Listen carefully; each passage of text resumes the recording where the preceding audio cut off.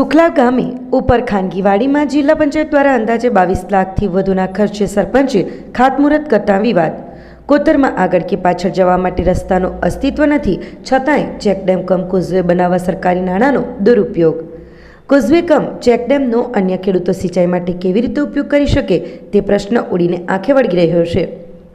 પાડી તાલુકાના સુખલાવ ગામે એક ખાનગી વાડીની જમીનમાં આવેલા કોતર ઉપરમાં અંદાજે 22 લાખના ખર્ચે ચેકડેમ કમ કોઝવે બનાવવાની તજવીજ હાથ ધરવામાં આવ્યું છે, જેને લઈને સરકારી વિવાદ સર્જાયો છે.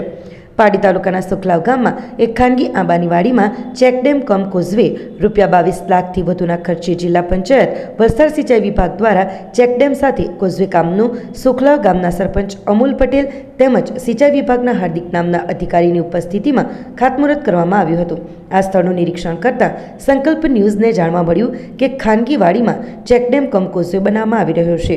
તે સ્થળની આગળ કે પાછળ ચેકડેમ પાસે પહોંચવાનો કોઈ રસ્તો નથી, જેથી આ કોઝવે કમ ચેકડેમનો અન્ય ખેડૂતો સિંચાઈ માટે કેવી રીતે ઉપયોગ કરી શકે તે પ્રશ્ન ઉડીને આંખે વળગી રહ્યો છે. શું એક જ ખેડૂત માટે કે પછી સરપંચના નિકટના વ્યક્તિ માટે આ ચેકડેમ સરકારી તિજોરીના ખર્ચે બનાવવામાં આવી રહ્યો છે? એવા અનેક પ્રશ્નાર્થો ઊભા થયા છે. સ્થાનિક ખેડૂતોની માંગ છે કે આ ચેકડેમ પહેલાં અન્ય સ્થળે મંજૂર કરવામાં આવ્યો હતો, બાદમાં જ્યાં ખેડૂતોને જરૂર ન પડે ત્યાં ખાતમુહૂર્ત કરીને કામ કરવાની તજવીજ હાથ ધરાઈ છે. ગામ લોકોના જણાવ્યા મુજબ ચેકડેમ અહીં માત્ર બનત જે અડધા ખર્ચે તૈયાર થાત, પરંતુ અન્ય જરૂરિયાત જગ્યાએ બનાવવામાં આવે કે જેનો વધુમાં વધુ ખેડૂતો સિંચાઈ માટે લાભ લઈ શકે. હાલ તો કોઈ ચોક્કસ વ્યક્તિને લાભ પહોંચાડવા સરકારી તિજોરી ખંખેરાઈ રહી હોવાનું નજરે ચડી રહ્યું છે. થોડા સમય પહેલાં વલસાડ જિલ્લાના એક મોટા નેતાની વાડીમાં પહોંચવા 4 કરોડના સરકારી ખર્ચે બ્રિજ બનાવવામાં આવ્યો હોવાનો વિવાદ થયો હતો. હવે એવો જ વધુ એક કિસ્સો પારડીમાં બહાર આવ્યો છે. પારડી તાલુકાના સુખલાવ ગામે આજે અહીંયા એક ખાનગી વાડીમાં ચેકડેમ કોઝવે ડેમ બની રહ્યો છે. તે બી જિલ્લા પંચાયત સિંચાઈ વિભાગ દ્વારા અહીંયા કામ થઈ રહ્યું છે, કોન્ટ્રાક્ટ આપવામાં આવ્યો છે. હવે આપ જોઈ શકો છો કે આ એક ખાનગી જગ્યા છે. અહીં કોઈપણ પ્રકારની કોઝવેની અહીંયા જરૂર નથી, ચેકડેમની. તેમ છતાં બી સરકાર આજે લાખો રૂપિયા એટલે કે 22 લાખ રૂપિયાના ખર્ચે અંદાજિત બની રહ્યો છે. તે જોવા જાય તો આપણે ખાલી ચેકડેમ બનાવશો તો આપણે 2-5 લાખ રૂપિયામાં થઈ શકે છે, પરંતુ અહીંયા ચેકડેમ કમ કોઝવે બનાવી રહ્યા છે અને એક ખાનગી વાડીમાં બનાવી રહ્યા છે.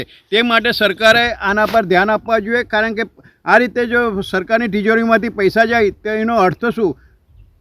ત્યારે જોવાનું એ રહેશે કે હવે આ સિંચાઈ વિભાગ દ્વારા જિલ્લા પંચાયત શું પગલાં લેશે એ હવે જોવાનું રહેશે, કારણ કે અહીંયા કોઈ પણ પ્રકારની કોઈની બી જરૂરત દેખાતું નથી.